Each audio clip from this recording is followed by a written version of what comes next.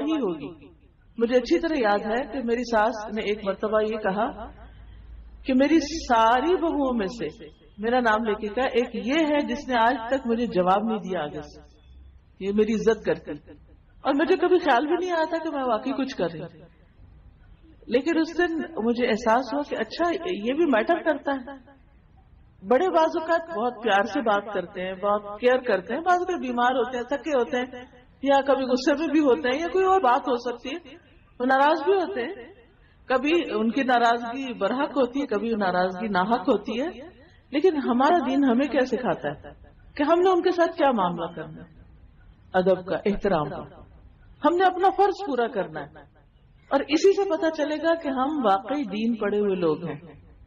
اگر ہر ماں اپنی بیٹی کو یہ نصیحت کر کے بھیجے کہ بیٹا اس خاندان کے سب بڑوں کی عزت کرنی ہے, تو آپ دیکھیں کہ کتنے ہی مسائل صرف اس سے حل ہو جائیں گے. پھر اس کے بعد یہ ہے کہ کچھ رشتے, کچھ بچے چھوٹے ہوتے ہیں, کچھ عمر میں کم ہوتے ہیں, کچھ بعض اوقات وہ درجے میں کم ہوتے ہیں. مثلاً کوئی بھائی بڑا ہے آپ کے شوہر کا, کوئی چھوٹا ہے, کوئی بہن بڑی ہے, کوئی چھوٹی ہے, اسی طرح باقی بھی کچھ بچے ہیں. کئی دفعہ ایسے ہوتا ہے جیسے نئی دلہن شادی ہو کر جاتی ہے تو چھوٹے چھوٹے چھوٹے بچے سارے ہجوم کر دیتے ہیں اس پر. کوئی لپسٹک خراب کر دیتا ہے, کوئی کپڑے خراب کرتا ہے, کوئی بیڈ پہ چڑھ جاتا ہے گندے پاؤں لے کے, کوئی کچھ کرتا ہے, کوئی کچھ کرتا ہے. تو اس میں انسان کو بڑے صبر و ضبط کا مظاہرہ کرنا پڑتا ہے. کچھ مہمان تو 2-4 دن میں چلے جاتے ہیں, لیکن کچھ مستقل اسی گھر میں رہ رہے ہوتے ہیں, یعنی کمبائنڈ فیملی سسٹم ہوتا ہے. ان بچوں کو روز دیکھنا پڑتا ہے, روز برداشت کرنا پڑتا ہے. تو وہاں کیا کرنا چاہیے؟ وہاں پھر نبی صلی اللہ علیہ وسلم کا یہ حکم ہے, چھوٹوں کے اوپر رحم, سختی کا معاملہ نہیں, شفقت کا معاملہ, سمجھانے کا معاملہ. کیا کہہ کے اگنور کر سکتے ہیں, درگزر کر سکتے ہیں, کوئی بات نہیں, چھوٹے ہیں نا, چھوٹے ایسے ہی ہوتے ہیں. میں تو بڑی ہوں نا, یعنی وہاں اللہ نے آپ کو بڑا بنایا تھا, آپ بڑے بن کے رہیں. اور بڑے بننے کا مطلب تکبر کرنا نہیں, بڑے بننے کا مطلب چھوٹوں کے ساتھ شفقت اور نرمی کا سلوک کرنا ہے. تو اس سے آپ دیکھیے کہ بچہ بچہ آپ سے محبت کرنے لگے گا, اور یہی آپ کی کامیابی ہے کہ آپ ہر بچے کو امپورٹنس دیں. اریٹیٹ نہ ہو کہ یہ بہت شور کر رہی ہے, بہت باتیں کر رہی ہے, بہت بدتمیز ہے, یہ ایسے ہے, یہ ویسے. نہیں, آپ ان کے دل جیتیں, آپ ان سے محبت کریں, تو سارے آپ کے پیچھے لگ جائیں گے. آپ ان کو کہانیاں سنائیں, آپ ان کی پسند کی کوئی کھانے کی چیز دیں, آپ ان کا حال پوچھیں, ان کو کوئی تکلیف ہو, چوٹ لگ جائے, کچھ ہو جائے, آپ کیئر کرنے والے ہیں, آپ سمجھیں یہ میرا فرض ہے. تو دیکھیں کیسی محبت پیدا ہوتی ہے. آپ ان کو گلے لگائیں, آپ ان کو پاس بٹھائیں, آپ ان کے, چھوٹی بچیاں ہیں تو کسی کو لپسٹک لگا دیں, کسی کو کچھ کر دیں, تو آپ دیکھیں گی کہ وہ آپ کی گرویدہ ہو جائیں گے.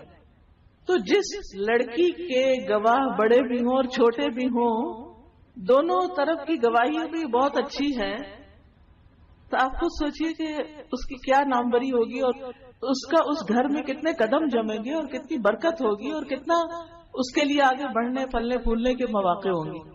لیکن اگر بچیاں یہ رویہ لے کر جائیں کہ ہمارا حق اور ہماری پرائیویسی اور ہمارا یہ اور ہمارا وہ, سارا وقت اپنے ہی بارے میں سوچتے رہے, اور اگر وہ سب کچھ نہ ملے جو وہ ایکسپیکٹ کرتے, تو پھر سوائے فرسٹریشن کے حاصل کچھ نہیں ہوگا. اب نہ آگے کا راستہ رہتا ہے, نہ پیچھے کا, نہ وہاں دل لگتا ہے, نہ پیچھے جا سکتے ہیں ماں باپ کے گھر, کیونکہ وہاں رہنا بھی مشکل ہے. شادی کے بعد اگر لڑکی ماں باپ کے بھی گھر آتی ہے تو وہ گھر اس کے لیے ویسا نہیں ہوتا. یہ بھول ہوتی ہے کہ ہم اپنے ماں باپ کے گھر بڑی عیاشی کرتے تھے, اور اس دھوکے میں لڑکیاں کہتی چلو واپس چلتے ہیں, جا کے پھر وہ عیاشی کرے. اب وہ بات نہیں رہتی, اب ویسا نہیں رہے گا, ہر چیز بدل چکی ہے. اس لیے سوچ سمجھ کے واپسی کا راستہ اختیار کیا جائے, اور اس گھر میں جگہ بنانے کی کوشش کی جائے.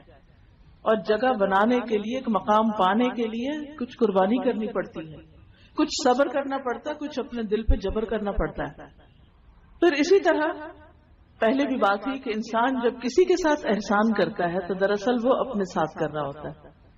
اس کی ایک شکل یہ ہے, حدیث میں آتا ہے, حضرت ابو امامہ کہتے ہیں کہ میں نے رسول اللہ صلی اللہ علیہ وسلم کو ارشاد فرماتے ہوئے سنا, دوسروں کے ساتھ احسان کرنے سے آدمی بری موت مرنے سے بچا رہتا ہے. یعنی ایسے انسان کا خاتمہ اور انجام اچھا ہوتا ہے, یعنی ایمان پہ خاتمہ ہوتا ہے, حادثاتی موت سے محفوظ رہتا ہے. اور دوسری نصیحت آپ نے کیا فرمائی پوشیدہ صدقہ کرنے سے اللہ کا غصہ بجھتا ہے۔ تیسری بات آپ نے فرمائی، اور رشتہ داروں کے حقوق ادا کرنے سے عمر میں برکت ہوتی ہے۔ اب آپ دیکھیے کہ یہ اصول گھر سے باہر کے لیے تو ہے ہی، اپنے گھر کے اندر اپلائی کرنے کے لیے۔ احسان کیا ہے؟ احسان ہے کسی کے ساتھ نیکی کرنا، اچھا کرنا۔ بعض اوقات اس کے ساتھ تو ہم اچھا کرتے ہیں جو ہمارے ساتھ اچھا کرتا ہے، لیکن جو ہمارے ساتھ اچھا نہیں کرتا ہم اس کے ساتھ اچھا نہیں کرتے، مقابلے پہ آ جاتے ہیں۔ شیطان ہمیں بلوا دیتا ہے کہ اس اچھائی کا فائدہ ہم ہی کو ملنے والا ہے، لہذا کوئی ہمارے ساتھ اچھا نہ بھی کرے پھر بھی ہم نے اس کے ساتھ اچھا کرنا ہے، یہ سوچ کے رکھنا ہے میں نے تو اچھا ہی کرنا ہے۔ وہ نہیں کرتا، اس کا معاملہ اس کے رب کے ساتھ، مجھے اچھا کرنا ہے۔ بعض اوقات ایسا ہوتا ہے کہ شوہر ہی اچھا نہیں کرتا تو پھر انسان غصے میں آ جاتا ہے، جب یہ میرا خیال نہیں رکھتا، جب یہ مجھے ٹائم نہیں دیتا، جب میری کوئی بات نہیں سنتا تو میں کیوں اس کی مانوں، میں کیوں اس کی سنوں؟ تو جواباً ہم بھی ناراض ہونا شروع ہو جاتے ہیں۔ نتیجہ کیا ہوتا ہے؟ دنیا بڑھتی چلی جاتی ہے۔ جب آپ یہ سوچ لیتے ہیں کہ کوئی بات نہیں، یہ نہیں بھی اچھا کرتا، مجھے اچھا کرنا، ایک دن تو اس کا دل میری طرف پلٹے گا نا، اور واقعی پلٹے گا۔ بس صبر کا امتحان ہے، تھوڑے دن کی بات ہے، کیونکہ عموماً کیا ہوتا ہے کہ لڑکی دوسرے گھر میں نہیں جاتی، وہ سب لوگ پہلے سے آپس میں ایک دوسرے سے بہت مانوس ہوتے ہیں، اور کچھ گھروں کا آپس کا جو نیٹ ورک ہوتا ہے وہ بڑا اسٹرانگ ہوتا ہے، وہ آپس میں بیٹھتے ہیں، ہنستے ہیں، کھاتے ہیں، پیتے ہیں، اور یہ جو نئی لڑکی گئی ہوتی ہے وہ بس منہ ہی دیکھتی رہتی ہے کہ یہ کیا ہو رہا ہے، کوئی مجھے بھی توجہ دے، کوئی میری بھی بات سنے، مجھے بھی